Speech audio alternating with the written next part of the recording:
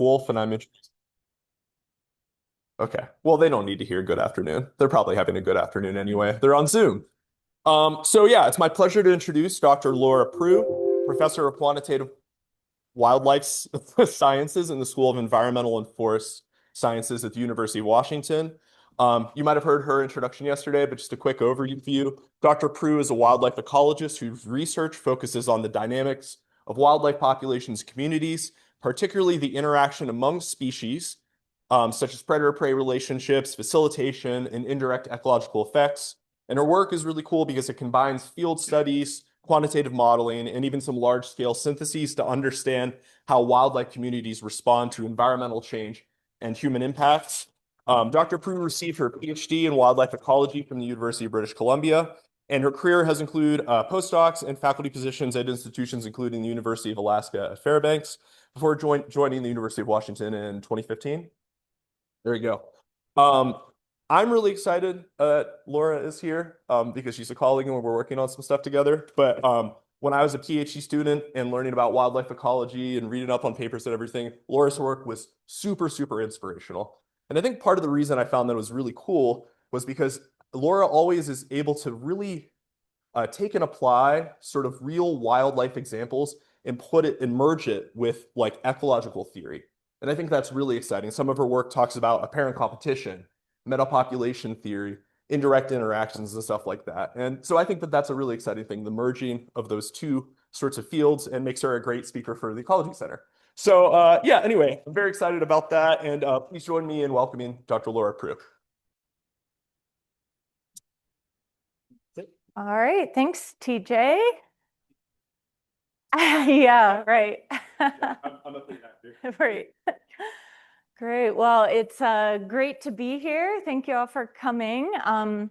Yeah, I am gonna talk to you about some concepts and research that's pretty central to my lab, topics that I've been really interested in since my graduate school days, which are I still get so amazed when I think about how far in the past grad school was, because it still feels like it was just yesterday. So savor this time, you grad students, that you'll remember it forever. So just a little bit about my background to start. Anybody recognize this flag? One of the better state flags, I would argue. Oh, why the downward? Is there a rivalry between Pennsylvania and Maryland? You don't know tells you a lot. Okay, so Pennsylvania is like the Canada in the US-Canada rivalry. Okay, great. All right, yes, I'm from Maryland, and when I was little, filled out one of these little books, and initially I wanted to be a doctor and a horse rider. And then at some point, I think around age 10, I changed that to a scientist or a marine biologist or a biologist. And I think that was the period of time when I was, spending a lot of time with my dogs, Killer and Bandit, and watching copious amounts of wildlife documentaries. It was Marty Stauffer's Wild America, and then also Jacques Cousteau. So I kind of attribute my career path to dogs and television. Those are the most influential forces as I was growing up.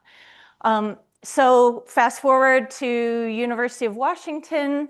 My research lab broadly studies wildlife community ecology.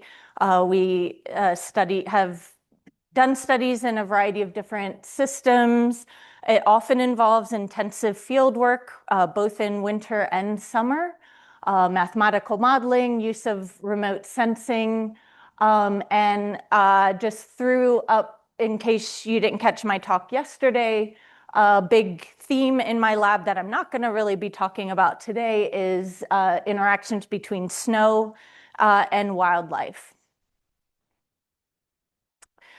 All right, so this is one of my favorite quotes, and it's actually not a direct quote. I think the direct quote from this seminal paper by John Lawton was community ecology is the middle ground, and the middle ground is a mess.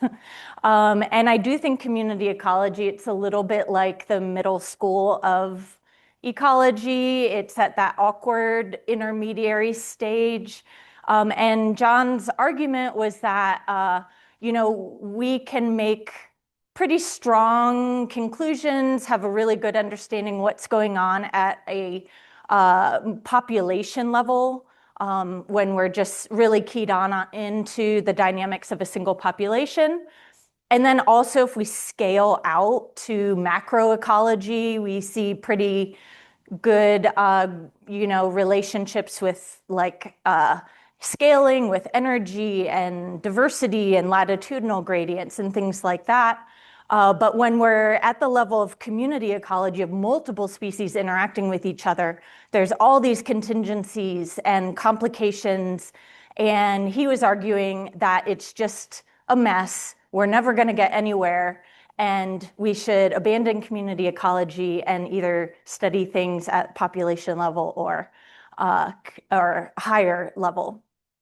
And I think he might be right, but also I think it's important to still just try to understand what those contingencies are and operate at the level of communities because the conservation challenges we face are too broad and diverse to approach at a population by population level. And decisions about natural resource management are not made at the global or continental kind of macro ecological scale either. So really decision making operates at that level of community ecology. And so I think we really need to still just, put our muck boots on and dive into that mess.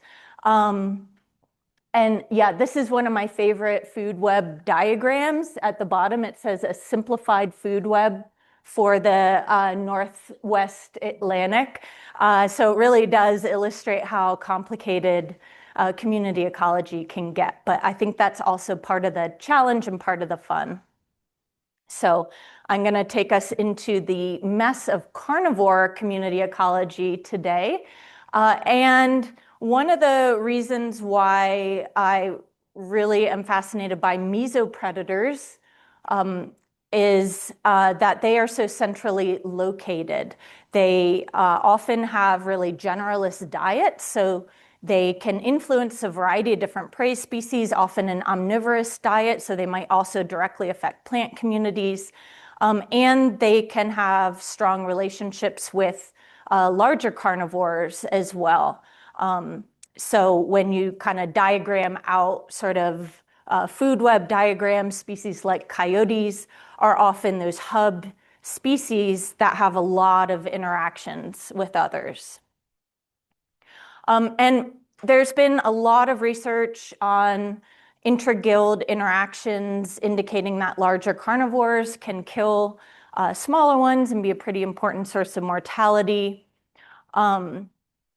And back a while ago in 2019, I led kind of a concept paper where we also did a little mapping exercise looking at how the ranges of apex predators have changed relative to mesopredators. And although currently a lot of the apex predators are recovering again compared to say 50 years ago, compared to their historic ranges, they're still all of the apex predators in North America have decreased ranges, whereas most of the mesopredator ranges have increased. And so this pattern was consistent with this idea of mesopredator release, that when you lose those apex predators, smaller predators can become more abundant. A few years ago, I was I Googled this paper title to get the DOI for it and was surprised and kind of delighted to come across this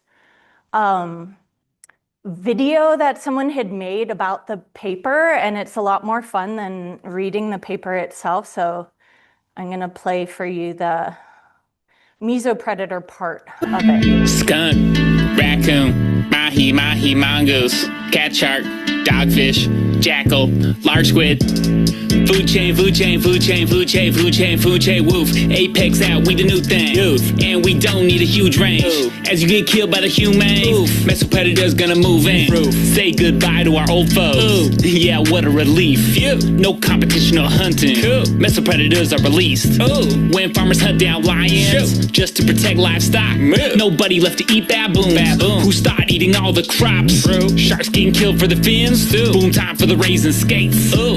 But they eat all the bivalves. Ooh. Humans left with an empty plate. Poof.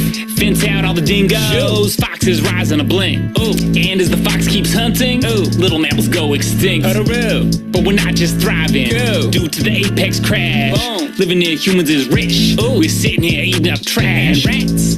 Food chain, food chain, food chain, food chain, food chain, food chain, woof. Trophic cascades happen quick with apex gone and we're turned loose. We can't thrive by human side, rise up the food chain till we Yeah, that was pretty good, huh? Yeah, I was pretty pleased with that. Yeah. So yeah, that's sort of the general understanding. You get rid of the large carnivores, the smaller ones can really go nuts. But there's also this other body of literature indicating that, well, maybe it's not all bad. Those big scary predators also provide a lot of calories on the landscape in the form of their leftover kills. So there's kind of a separate body of literature about scavenging of large carnivore kills and how it can really provide a resource subsidy for other carnivores. And so about the time I started my first faculty position at University of Alaska Fairbanks in 2012, I was really interested in these potentially opposing forces that large carnivores could have of interguild predation and facilitation, and wondering if there were certain conditions where those positive effects might prevail. I thought maybe in a really resource poor system, that facilitation of having access to scavenging carrion might be relatively more important, whereas maybe in a more productive system, the suppressive effect of top predators might prevail. So that was sort of the framework that I went into, kind of setting up some new research in Alaska looking at these interguild interactions. And then over the course of that research, it really changed my perspective about the nature of those dynamics. So I'm going to start with going over that initial research with my graduate students who were involved in that work: Kelly Civi, Casey Pazangra, and Kaya Clowder. And so we used a variety of different methods to look at these interactions. So in Denali, wolves were radio collared. So that's a 10-month-old wolf pup in Denali that I'm helping to collar. Can you guys see the slides okay, or should we turn the lights off? It looks like there's a lot of glare. Can you turn the front ones? Anyway. And then there's a coyote. I'm the one here in the bunny boots. Typical. Oh, it's all or nothing in here, huh? I can turn off half of them.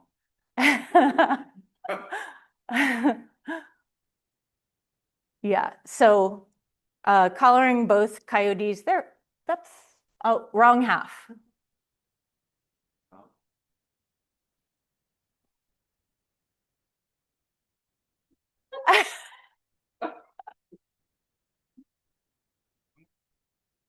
No? Well, you can work on that. I'll just keep going.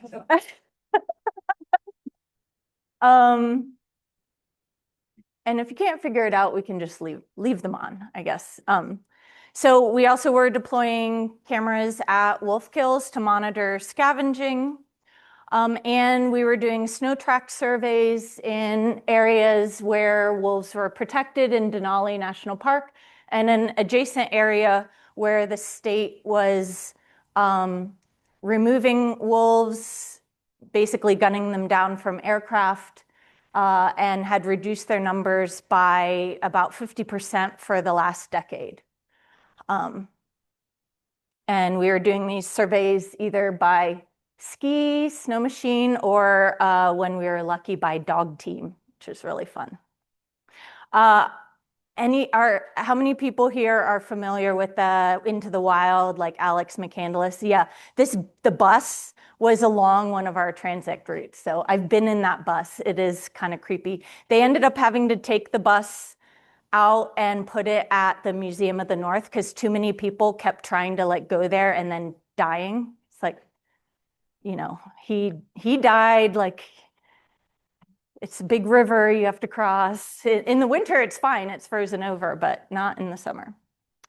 Anyway, so we found some comparing the locations of collared wolves and coyotes revealed a few interesting things. So this map shows wolf territories in the background and some coyote locations in the foreground. You can kind of see they show that expected pattern. This is found from some early coyote wolf research too in Riding Mountain National Park, where they're kind of like more in the between those core wolf territories. But we found a really interesting pattern in their coyote selection in relation to wolf use from like, this would be the center of a wolf territory and the edge. In the summer, so the green line, coyotes avoided those core wolf territories. But in the winter, they selected for them. And we thought perhaps this kind of aligns with our idea that the carrion scavenging might be a more important source of food in the winter when there's a lot fewer resources available on the landscape. They also had giant home range sizes, so that's about an order of magnitude higher than the home range sizes of coyotes in Washington. We also found several of our collared coyotes got killed by wolves. And some of these cases seem to be associated with wolf kills. So this is an example. This is the yellow is the locations of the coyote 46F, who that photo shows when we were putting her radio collar on. So she was seen, located around this area here. And then the Riley Creek wolf pack, they had gone away, but they came back. Then we got the mortality signal, we went in. There was a caribou kill that presumably the wolves had killed the caribou. And we found her severed head buried in the tundra right nearby. And we've actually, from my PhD work and this project, found 4 cases of that sort of mob style hit of like coyote heads buried in the tundra. Yeah, so they often don't kill or eat the coyotes. Here's a couple others that were killed by wolves. Usually you just find a lot of bite wounds everywhere and then they leave them. So this all started me to wonder whether, how much food are the coyotes actually getting from these kills? And if the times that they're most likely to get killed by wolves are when they're scavenging, is that really like a resource subsidy, a free meal, or is it more functioning like an ecological trap where it's increasing the likelihood that they're going to run into a larger carnivore? Looking at the camera data that from when we put on wolf kills after they initially abandoned carcasses, we found that they were the most common species kind of returning to those carcasses, along with wolverines. And then coyotes and foxes also came fairly frequently, but not as frequently. So the wolves were often returning to their kill sites even long after there wasn't really anything edible there. And this is a quote that Kaya wanted to include in her paper, but the editor made her take it out, and I thought it was a really cool quote. And so I like to include it on this slide. Here is some video footage that the park got from a video camera they put on a wolf kill. Showing a wolverine there, scavenging.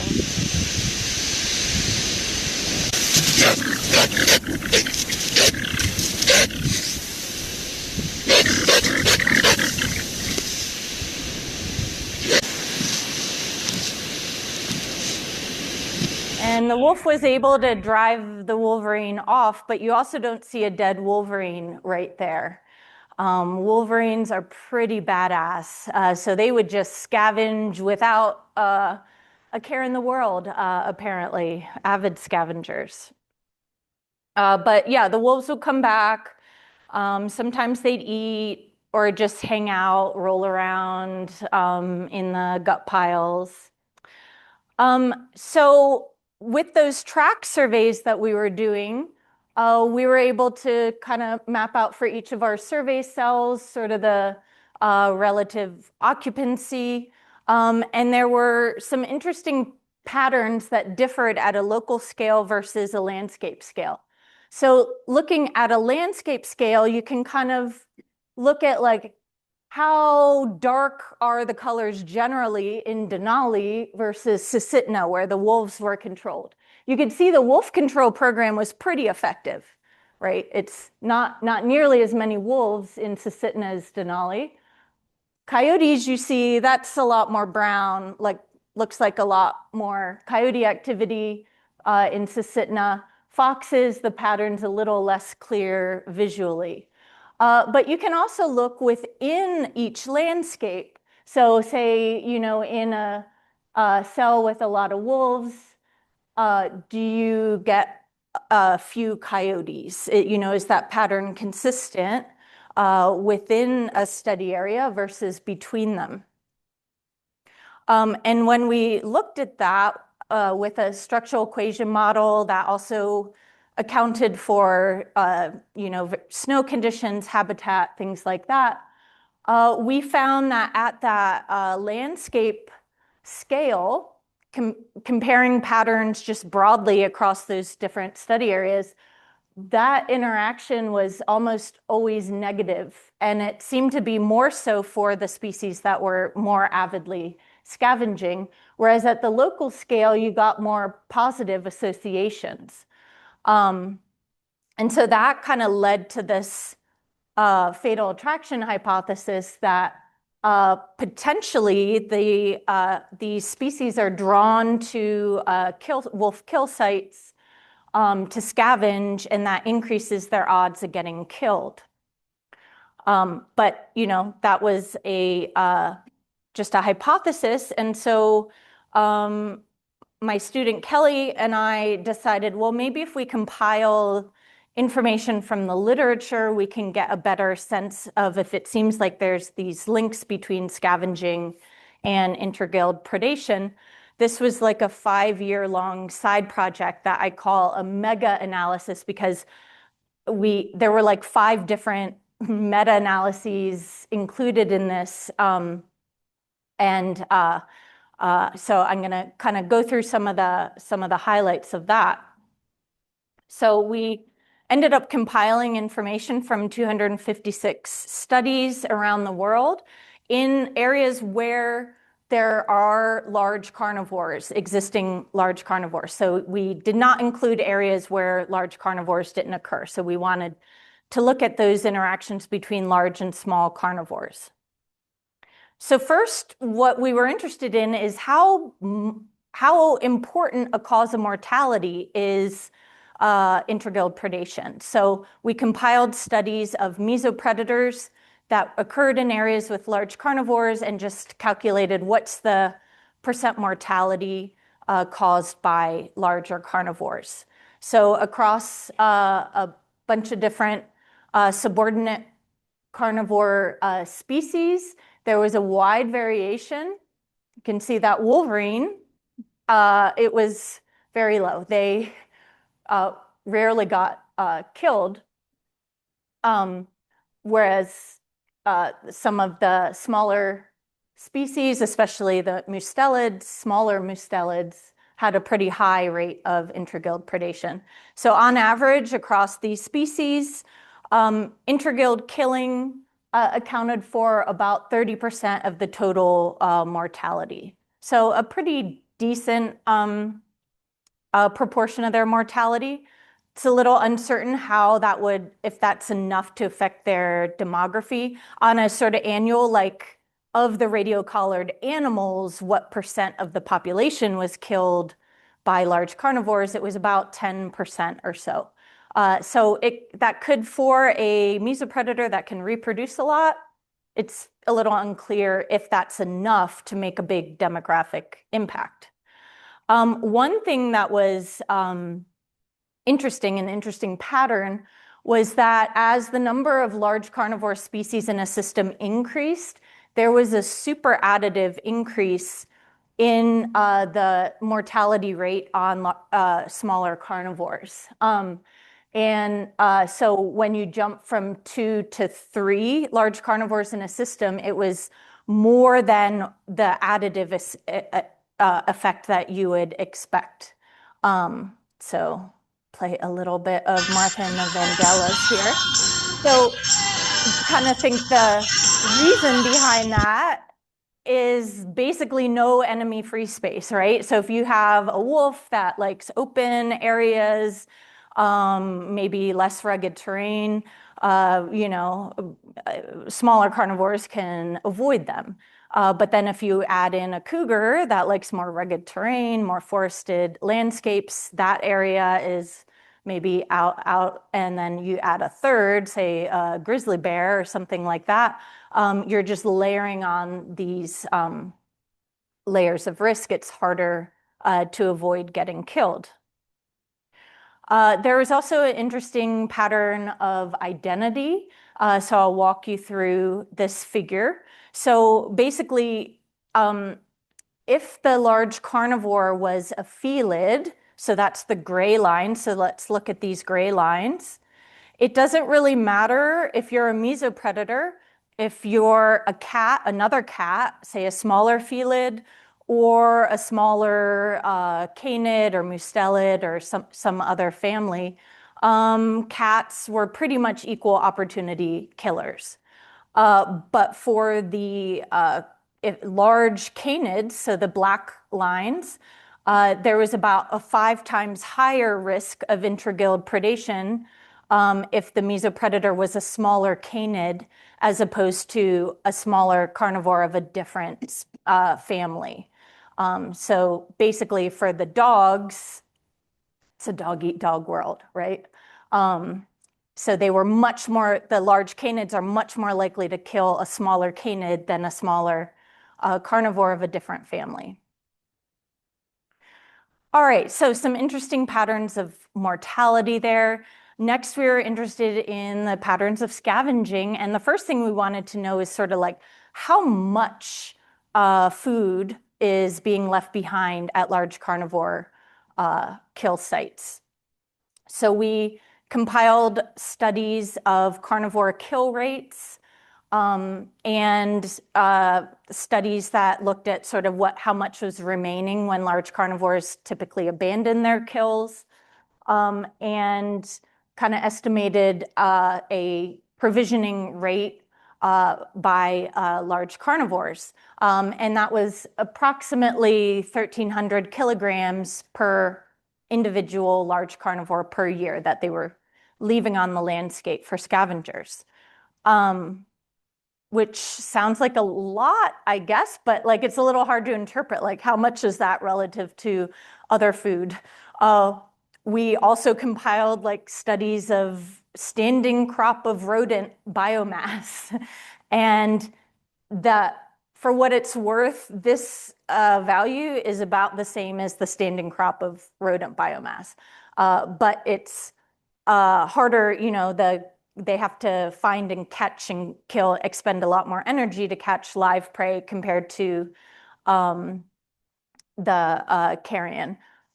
And the carrion is also, this is what's provided over an entire year. So how long that persists on the landscape is also not super well known. But anyway, so it basically, I think what we concluded from this is it's more than a trivial amount of food. It could be an important subsidy, but it's a little hard to interpret. So we also compiled studies just to see, well, how important is it in the diet of mesopredators? So we compiled diet studies in cases where we felt the distinction between predation and scavenging could be determined, and found that about 30% of the diet was from carrion, and that increased with the size of the scavengers. So larger mesopredators tended to scavenge more. Okay, so we found kind of substantial rates of intraguild mortality, also substantial amounts of food provisioning, an important source of food for mesopredators. But what does that matter? What's the net effect? So to try to get at that, we compiled studies where people had measured some kind of measure of abundance for larger and smaller carnivores. That could have either been sort of a spatial comparison throughout a study or over years, a temporal. And so we compiled these types of studies that had sort of a relationship between large and small carnivore abundance. And so there was a lot of variation there, but we found overall the net effect was suppression in most cases. The correlation value is about negative 0.34 across all these studies. So a lot of differences there, but generally the interaction seems to respond in a suppressive effect on smaller carnivores. One interesting thing we found was that the spatial scale of a study was really critical. So studies that were where the study area was less than about 1,000 kilometers in size, tended to find a positive correlation between large and small carnivores. Whereas if it was a larger area, that interaction tended to be negative. So I think at those smaller scale studies, they're finding those positive associations like we found within Denali or within Susitna, which could be due to scavenging or to just coincidental habitat selection, like they like the same habitats. So I think really, if you're interested in testing for suppressive effects, it requires a large study area to really capture those dynamics that are going to be playing out across a larger landscape. Okay, so that meta-analysis provided some interesting insights, some results were consistent with that fatal attraction hypothesis. But one thing we noted was that we couldn't really find any studies that were looking at intraguild predation and scavenging really in the same study where you could tell, like, do individuals that scavenge more have a higher risk of getting killed by a large carnivore? And so that was part of the motivation for a study that we conducted in Washington State in connection with the Washington Predator Prey Project, was hoping to make those connections. And so this was part of a larger project that was generally looking at how recolonizing wolves in Washington were affecting other species. And one other interesting aspect of this study is that it occurred in two big study areas that were outside of protected areas. So a lot of the work, like most of the studies in our meta-analysis, were conducted within protected areas. And so whether, if there is this suppressive effect, it's pretty much a big question of whether, if large carnivores do serve that role, can they do so outside of an area where they're protected, or is their activity going to be so limited by humans that they're not going to be able to perform those same kind of ecosystem roles? So that was another thing we were interested in. So wolves naturally started recolonizing Washington in about 2008, and they have increased pretty strongly since then. So now there's about a little over 200 wolves in 37 packs in Washington. The two study areas that we were working in were in north central Washington that initially had a lower abundance of wolves, and then in northeastern Washington that was more the stronghold where it was a little more saturated by wolf packs. Over time, though, by the end of the study, there were 4 wolf packs in that central study area. So they're actively recolonizing Washington. This was a big project, and a collaboration with the Washington Department of Fish and Wildlife. So just want to highlight a few other people involved at UW and at Washington Department of Fish and Wildlife, and some students and postdocs involved as well. And just a little plug, my former student Taylor Gantz was heading up the ungulate side of things from this project. So probably none of you care about ungulates, right? But just in case there's like 1 or 2 of you out there, I figured I'd throw these up where some of the main ungulate-focused papers that came out of that project. All right, so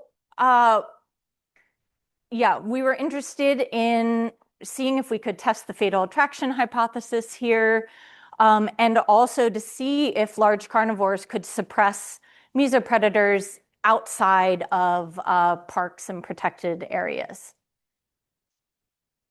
And this research that I'm going to summarize now was published a couple years ago. So if you're interested, that's the citation. So we had kind of 2 questions here. Was, what was the perception of mesopredators? So interpreting their movements and their behavior. Are mesopredators more scared of large carnivores or of people? So which do they perceive to be a greater threat? And then in the reality, from the radio collar, from the mortality data, what was the larger source of mortality, large carnivores or people? So we took a radio collaring approach. So wolves, cougars, coyotes, and bobcats were collared in these 2 study areas. That's my daughter, Evelyn, helping to administer fluids while we were collaring a coyote. She usually was on butt thermometer duty, but she got a little break that day. All right, is this gonna work? Yeah, so just a little video of collaring the bobcat. So, whoops, turn that down because it's kind of irrelevant. Oh, yeah, you want to turn that down? So yeah, cat's a cat. And I think this video is proof that dogs are smarter than cats, because you could never catch a coyote that way. A coyote wouldn't go anywhere near this setup, right? Like, that just screams trap to a coyote. But a bobcat, perfectly happy to go in there. So here we're working up the bobcat and gave a reversal and it's waking up, having a little trouble getting the bandana off. That was just sort of reducing some light stimulus for it. But there, it's looking at us. I had propped up my phone somewhere else to take the video. Still a little drunk from the drugs. But right after that, it ran off up a tree.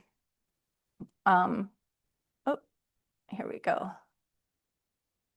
And let's try to, why is that not advancing now? Do I need to hit, oh no, oh no.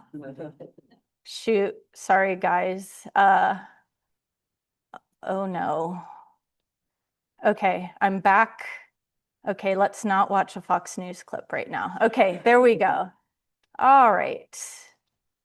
Okay, so first we wanted to just test, like, are large carnivores avoiding humans in this landscape to create this potential human shield that mesopredators could use to avoid large carnivores.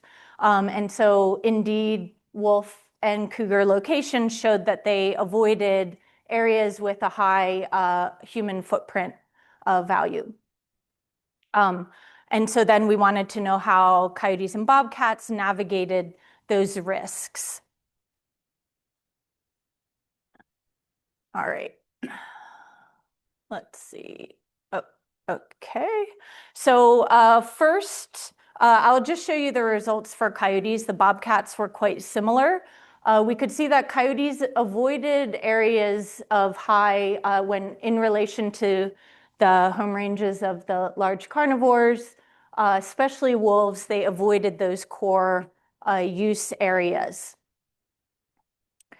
And when we looked at their use of in relation to the human footprint index, we noted a pretty interesting pattern. So these lines, the blue line shows the coyote behavior when there weren't wolves nearby, and the red line shows their behavior when there were wolves nearby. And so when there weren't wolves, their use in relation to the human footprint index was sort of right around the median, a little bit negative, so slightly avoiding areas with human activity. And it shifted quite strongly, their peak use shifted quite strongly towards areas with a higher human footprint when wolves are around. The same pattern occurred with cougars as well. And so, you know, they were shifting more towards people when the large carnivores were present. That behavior is consistent with them thinking that large carnivores are more of a threat than people. Otherwise, they would just strongly avoid people all the time, right? If people were more perceived as being more of a threat. When we looked at their causes of mortality, though, humans, that's the orange bar there, were 3 to 4 times higher as a cause of mortality than large carnivores. So the red is large carnivore caused mortality, which was actually just from bears and black bears and cougars. We actually didn't have a confirmed wolf killed mesopredator. We did find some pups killed by them, but yeah, humans were by far a more likely cause of death for these guys. So kind of getting back to that original question, it's possible that yes, indirectly, these large carnivores are contributing to control of mesopredator numbers by causing them to shift towards people who are a pretty lethal in these rural landscapes cause of mortality. So kind of, yeah, wolves and people, you know, maybe unknowingly, unwittingly are working together to reduce mesopredator numbers. And when we looked at their diet, we, unfortunately, because we didn't have any coyotes actually killed, documented, confirmed killed by wolves, we couldn't really test the fatal attraction hypothesis that well with our sample of collared animals. There were some patterns in their diet that were kind of consistent with that idea that scavenging might be risky for them. So when we look at the amount of ungulate in their diet, this is from coyote scats that we collected. Ungulate was the #1 item in the diet, and mainly in the winter. And when we compared like the diet from scats collected within or outside wolf territories, the percent ungulate was much higher inside wolf territories, or comparing between those higher versus lower wolf abundant areas, the northeast to the north, kind of the other study area. There was more scavenging, more ungulate in the diet in that high wolf density area. This is a photo from a coyote and a bobcat reluctantly sharing a carcass and scavenging together. All right, so kind of making sense of this mess of carnivore community ecology. It's possible that scavenging could kind of amplify intraguild predation instead of benefiting mesopredators by increasing the encounter rates between carnivores. And I think that enemies with benefits paradigm could extend to humans as well, where humans are another enemy on the landscape that make it harder for mesopredators to avoid getting killed.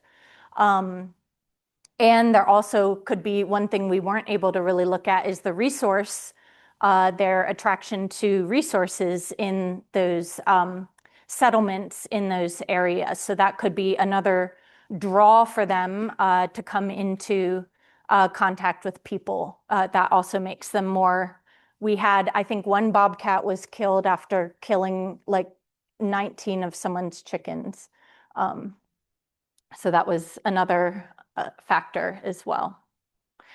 All right, so just some parting thoughts. Yeah, I think there really haven't been any really good. What I would love to see is other studies where there's radio-collared mesopredators in areas with large carnivores to see are the ones that are killed by large carnivores also more active scavenging.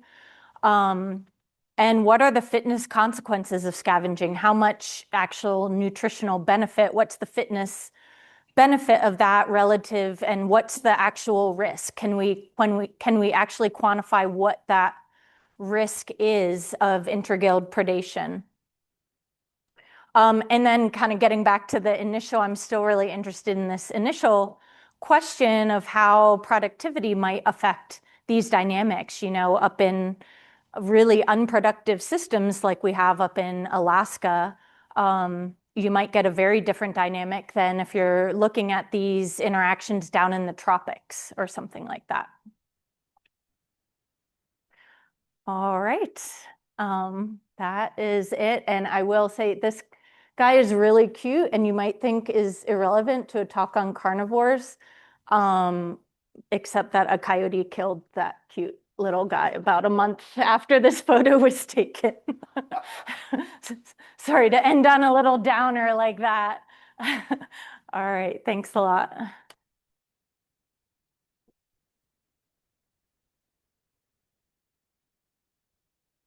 Yeah. The mesopredators were more likely to avoid large carnivores than people in that study area.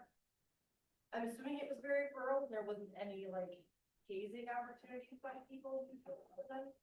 Do you think they gravitated more towards people because usually when they encounter people, they kill them and there's no opportunity to learn that they're scary and they can't like teach that on, versus when the large carnivores, if they're getting injured more at scavenging sites, then they're like, okay, this is more harmful to me. I know better now. And then, Yeah. what are your thoughts? Yeah, I think it could certainly be an issue of where the risk cues are a lot harder for them to accurately interpret in a rural landscape like that. Yeah, it was pretty like I would say wildland rural. There in the valley bottoms, there was some agriculture and some small towns. Um, but only about like 4% of the land cover. The rest of it was kind of national forest land and so on. But the the other thing too is the human footprint index includes not just like places where people are, but where there's been human activity, roads, um, logging, things like that. And so it could be that, large carnivores are more likely to avoid those areas. There isn't like a huge human presence to like where they're not like seeing people a lot. And so that could be a factor. The bobcats were mostly trapped for their fur. And so that's another thing. There isn't actually a person around. It's a trap that's left out. Yeah.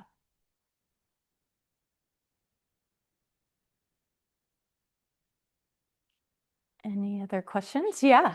Did you see the effect of wolves on cougars? I have to think as cougars is quite submissive to the sort of large carnivore change. Yeah. Came out of Yellowstone.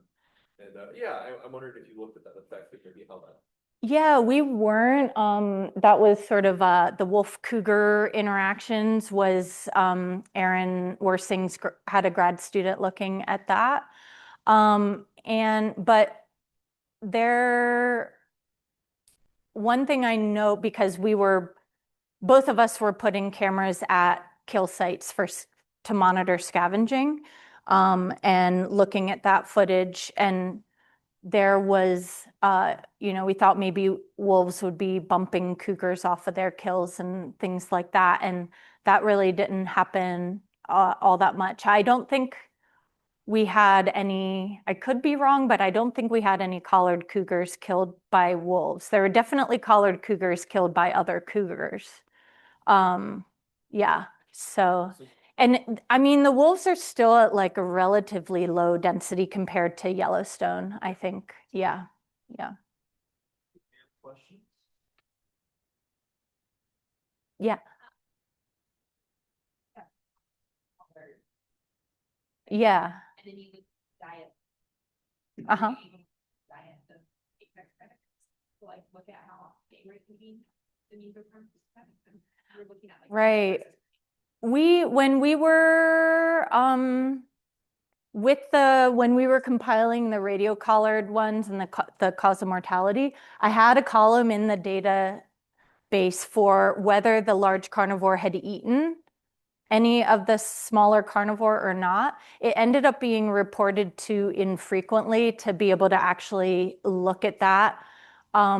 But I would say for the times that it was recorded, it was a lot more common for the felids to consume the mesopredators compared to the canids. Yeah.